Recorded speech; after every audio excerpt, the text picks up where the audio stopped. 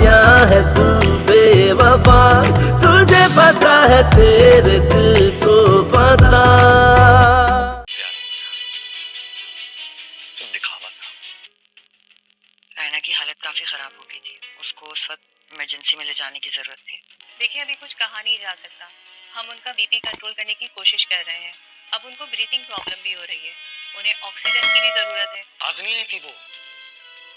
जी हाँ, अभी भी किसी दूसरे के साथ मिलकर युसरा को तकलीफ पहुंचाने की प्लानिंग कर रही थी वो। और देखिए अगर उनका बीपी कंट्रोल ना हुआ ना तो उन्हें हार्ट अटैक का भी खतरा हो सकता है।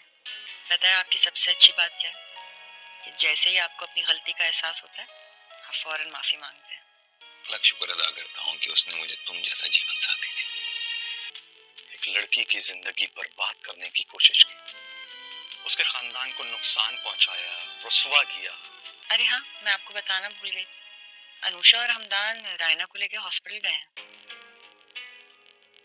वो क्यों गए? उन्हें इज्जत दी, मर्तबा दिया, रहने के लिए छत दी, उन्हीं के खिलाफ इतना सब कुछ कर रही थी। जो कुछ भी था, उन्हें फोन करके कहो कि वो उसे छोड़कर वापस जल्दी आए, खर्चा मैं उठा दूंगा। कैसे कर सकती है वो? अरे वो तो बहुत प्यार करती थी, बहुत मोहब्बत थी उसे युसरा से, ऐसा क्यों किया उसने? फ़ारूक साहब को तो रायना पर बहुत ज़्यादा गुस्सा आता है कि उसने उसकी बेटी की ज़िंदगी को बर्बाद करने की पूरी कोशिश की है, इसीलिए तो उसे रायना की परवाह भी नहीं होती। और जब मायमा फ़ारूक को बताती है कि रायना की तबीयत बहुत ज़्यादा ख़राब हो गई थी और हमदान और अनुषा उसे हॉस्पिटल लेकर गए हैं, तो फ़ारूक को ये सुनकर बहुत ज़्यादा गुस्सा आता है।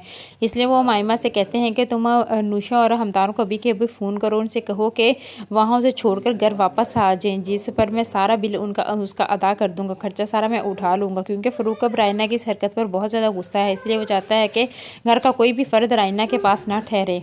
दूसरी तरफ अब हारिस भी जाके अपनी माँ को सारी बात बताता है कि युसरा की ज़िंदगी किस तरह रायना ने बर्बाद करने की कोशिश की है, जिस पर उसकी माँ बहुत ही ज़्यादा हैरान होती है और हारिस से कहती है कि युसरा से तो वो रायना इतना ज़्यादा प्यार करती थी, उसे अपनी बिल्कुल बच्चों की तरह पाला हुआ था। जिस पर अब हारिस कहता है कि वो सब कुछ दिखावा करती थी, बल्कि उसने यहाँ पर बस नहीं की, बल्कि अब भी वो युसरा की ज़िंदगी को बर्बाद करने के लिए किसी और का सहारा ले रही थी। और हारिस की माँ को तो ये सब कुछ सुन के बहुत ही ज़्यादा हैरत होती है कि रायना इस हाथ तक भी गिर सकती हैं।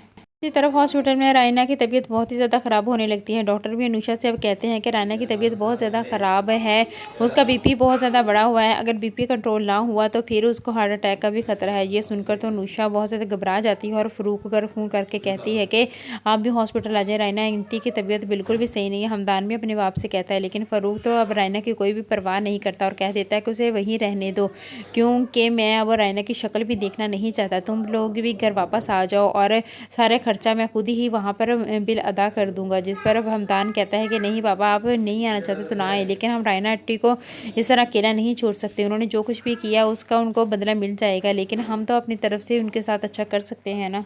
युसरा भी अब हारिस की माँ से माफ़ी मांगती है और उसे कहती है कि मैंने आप लोगों के साथ बहुत बुरा किया आंटी, मेरा रवैया बिल्कुल भी आपके साथ ठीक नहीं था, मुझे माफ़ कर दे। जिस पर हारिस की माँ भी युसरा से कहती है कोई नहीं, तुम अपनी गलतियों से सीख चुकी हो, लेकिन हम आइंदा तुम हर एक से मोहतियात रहना, ज़रूरी नहीं कि जो हमारे दोस्त होते हैं वो हमारे दुश्मन नहीं बन सकते, अब तुम रायना को ही देख लो। जिस पर युसरा कहती है कि हाँ, मुझे रायना पर बिल्कुल भी एतबार नहीं रहा है।